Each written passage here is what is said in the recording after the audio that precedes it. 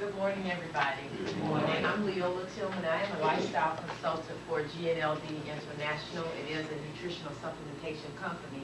And this morning, as Sister Denise was talking, I was thinking about what she was saying about how we begin our day. And you know, if you look at the word break fast, it means that you're going to break the fast because your body has been in a mode of fasting all night. So when you get up, the first meal of the day sets your blood sugar level. So it's almost like you're starting a company, you're waking your body up. So the first thing you put in your body is going to be very important. So we're going to talk about that, as well as what we call the insulin trap and the glycemic roller coaster.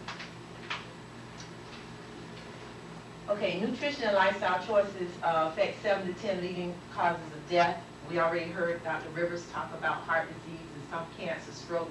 Diabetes is our focus, and cirrhosis. So we're just highlighting the lifestyle choices that cause these type of diseases. Next slide.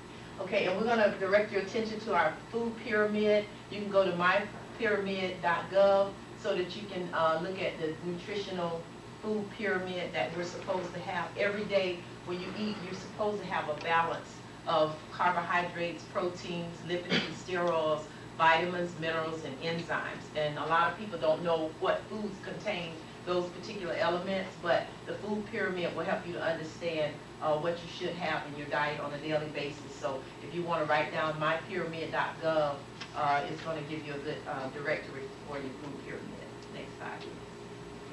Okay, now we're going to talk about the spikes that the insulin causes, what happens when you eat. When we looked at the first part of the morning, Emerson had 6 o'clock. But generally, most people don't eat that early unless they have, you know, a schedule that demands that they eat that early. So we're just going to go with this one right here. And what happens is that zone, that control zone, is affected by what time you eat. And I always tell people your body is merely a biological clock. And it's set when you're at birth. So it's a good example with the kids that we have here today. When they were babies, you know, babies ate every 4 hours, you know, sometimes 2 hours when they're smaller. Because, you know, if your body is scheduled out, and as you eat, you eliminate and you lose all of your, you know, sources that you put in, you lose them. So I like for you to remember every 4 hours as you get older, because your stomach is going to empty itself every 4 hours. So that's why if you eat at 8 o'clock, typically by 12 you're going to be hungry again, and you should plug in some little small meals in between those intervals of 8 and 12, because your body being a biological clock, if you eat the proper diet and if you eat what you're supposed to eat at 8 a.m., you're going to stabilize your blood sugar levels until that 12 o'clock hour. But what happens is we go dumping things in our bodies that either is going to cause it to go too high or go down way too low, or we don't have enough in our system to stabilize those blood sugar levels. So what happens is whenever a high glycemic response event occurs, the blood sugar levels exceed the control zone. So that's what we're talking about there. And the control zone is monitored by the body's biochemical guard post. When blood glucose levels exceed the upper limits of this zone, the body responds again by secreting that insulin. And then frequently this causes the glycemic roller coaster as the blood sugar levels drop and go up and down and up and down. You notice sometimes you get up early in the morning and you feel really sick. If you don't get something to eat right quick, you feel really sluggish. Well, that's your blood sugar level being too low.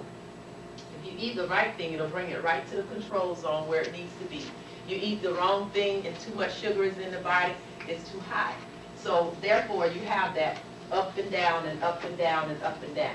So Sister Denise had a great example of some of the things you can't eat that will keep you in that control zone. You have carbohydrates from two sources, simple and complex carbohydrates. If you eat the simple carbohydrates, those are the ones that give you quick energy and it's going to stabilize your sugar levels. If you do the complex carbohydrates from your real good starches, then it's going to sustain you for a longer period of time. So that's very important. Next slide, please.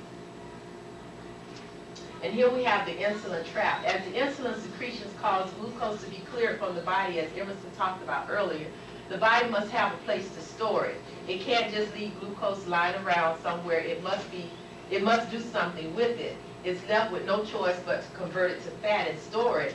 And glucose is stored in fat, muscle and tissue. So what happens is, if you think about it, I always think about when you eat your carbohydrate, it's going to make a glucose, okay?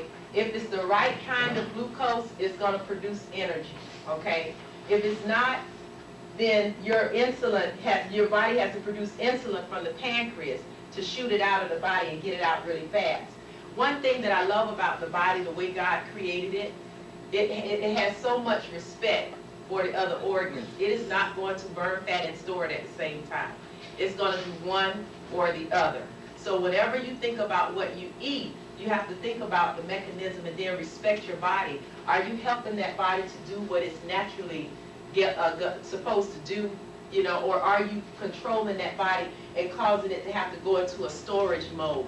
And that's going to bring us to a point where we're going to bring Darryl up when he's going to talk about the fat, because your body is going to go into a starvation mode, as Sister Denise was talking about earlier.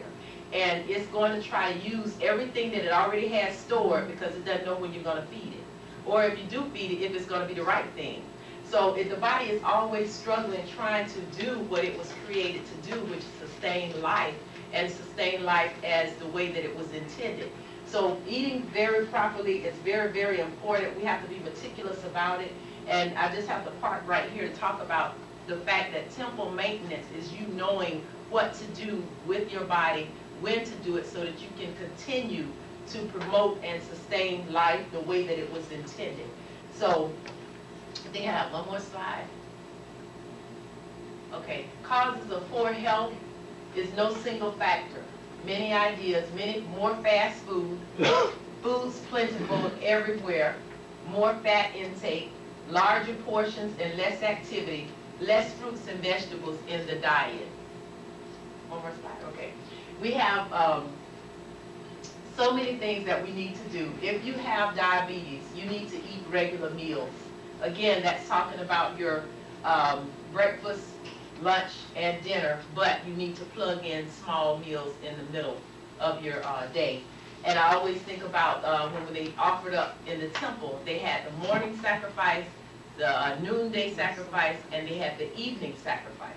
So whenever you do that, you're doing your temple maintenance there, but it's careful how you have to offer up, you know, your foods in your temple every day. So you have to eat regular meals, many fruits and vegetables, more so than your protein, which is your meats and whatnot. We know you need them, but they should be your smaller portions, and you should have more fruits and vegetables.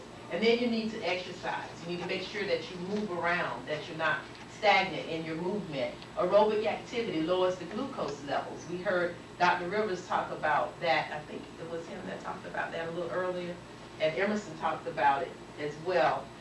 Strength training improves your body's response to insulin as well. So I know we got some people in the room that are aerobics exercise trainers that are in the room, and they're going to be talking to us about that as well. And at this time, we're going to just introduce Darryl Smith, who is a personal trainer, and he's going to share with you a little bit more that we was talking about, that starvation mode and how the fat, how it plays its part in our diabetes workshop.